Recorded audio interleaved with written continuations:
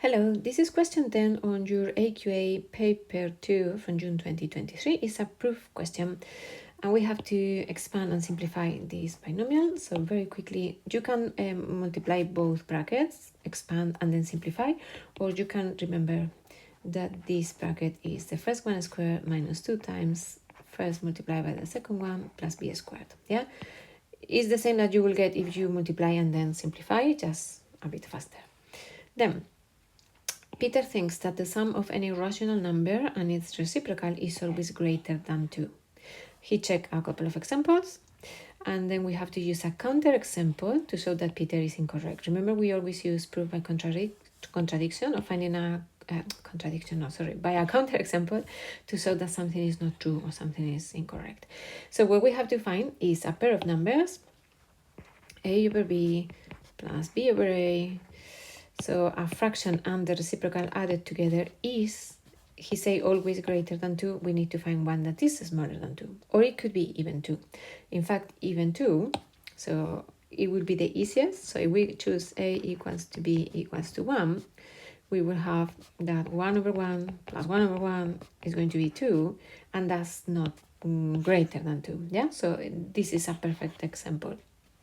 Or if you use a negative number, so for example, a equals to minus 1 and b equals to 2, for example, we will have minus 1 over 2 minus 2 over 1, yeah, or yeah, minus 2. This is minus 5 halves. That is again not greater than 2.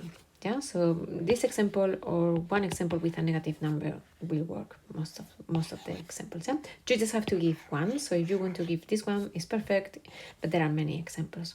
Yeah, and then next part says, given that a and b are distinct positive numbers, use proof by contradiction to prove that this is the case. So what we are trying to prove is what Peter was saying, but for that the numbers cannot be any.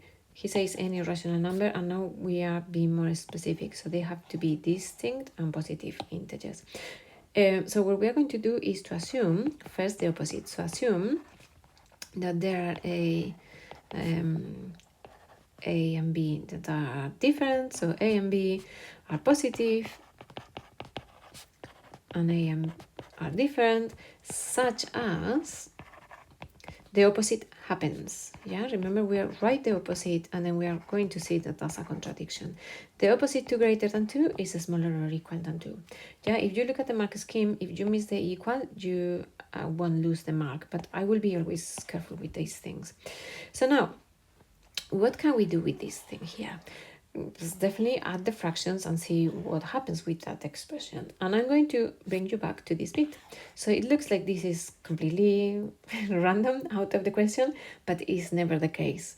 So keep an eye on this because it's important that you connect that part of the question with this one. So if we add the fractions, we have a squared plus b squared divided by ab. That must be smaller or equal than 2. If we eliminate denominators, we have a squared plus b squared smaller or equal than 2ab. And if we reorganize, we have a squared minus 2ab plus b squared must be smaller or equal than 0. But this is precisely this, which is a squared, is a minus b squared. And that would mean that a minus b squared is going to be smaller or equal than 0. And it's a contradiction. And it's a contradiction because cannot be smaller than 0 because it's a squared, and it cannot be 0 because a and b are different. So you can explain that a bit, yeah, if you want. So it cannot be 0 because they are different, and it cannot be negative because it's a square. And because there is a contradiction, that means that this statement is true. Yeah, so this happens. A over b plus b over a is greater than 0 when a and b are positive and different. Yeah, and this is it. Yeah, so this is proof by contradiction. Remember always to write the opposite work with it until you reach a contradiction, and then write that the original thing that you are trying to prove is true. Yeah, and that's all.